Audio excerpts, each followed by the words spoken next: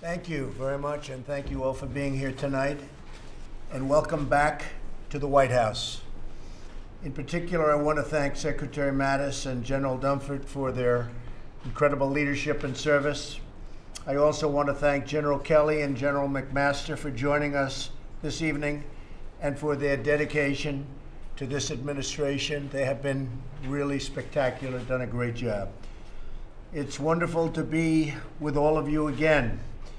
As I said during our last meeting, my number one priority as Commander-in-Chief is to keep our people safe and to empower you, our senior military leaders, to do what you do best. Nobody does it better than the people in this room, believe me. We have many pressing national security issues facing our country. In addition to devastating natural disasters, we have had some big natural disasters, and some of you know exactly because your people have done an incredible job, and I appreciate it.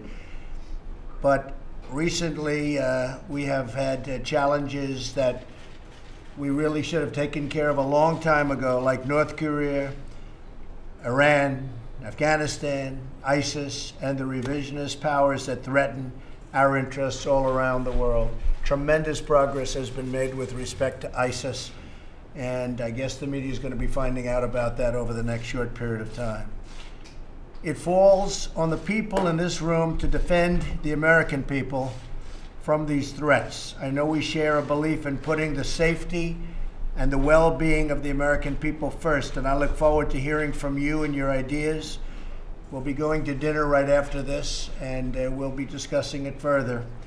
But I look very much forward to discussing certain things right now, and we have certain very critical areas that we will be discussing. In North Korea, our goal is denuclearization. We cannot allow this dictatorship to threaten our nation or our allies with unimaginable loss of life. We will do what we must do to prevent that from happening, and it will be done if necessary, believe me.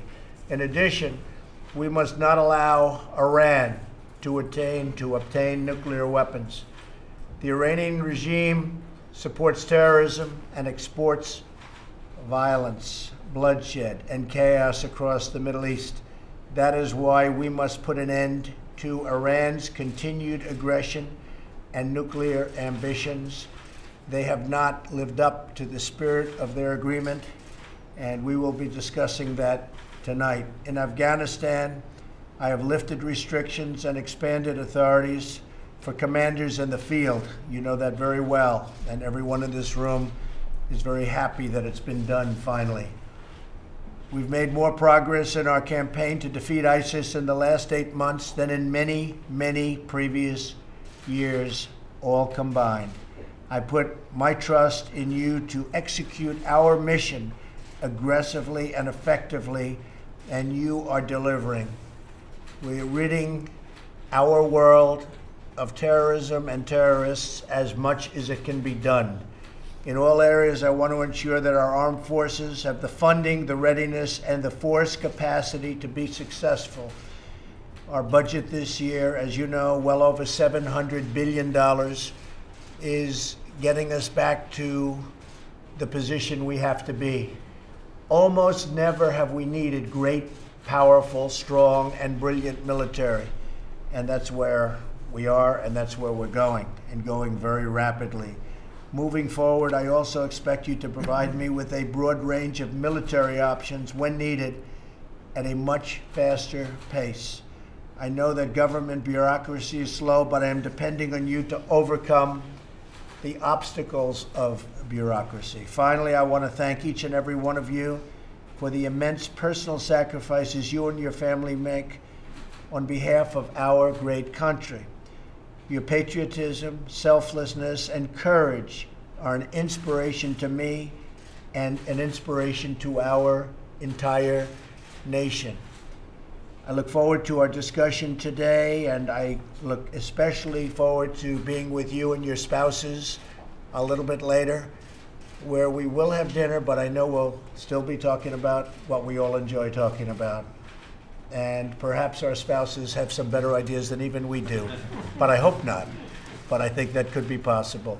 So again, thank you all for being here. We appreciate it very much. And Thank you all very much. I appreciate it. Should people be allowed to buy devices? We'll be looking into that over the next short period of time. We'll be looking into that over the next short period of time. Does the NRA announcement provide some affirmation of the need to make a change? Thank you, Bob. Thank you, Bob. Thank you all very much. Thank you. Another answer. Thank you. You'll be hearing about Iran very shortly. Thank you.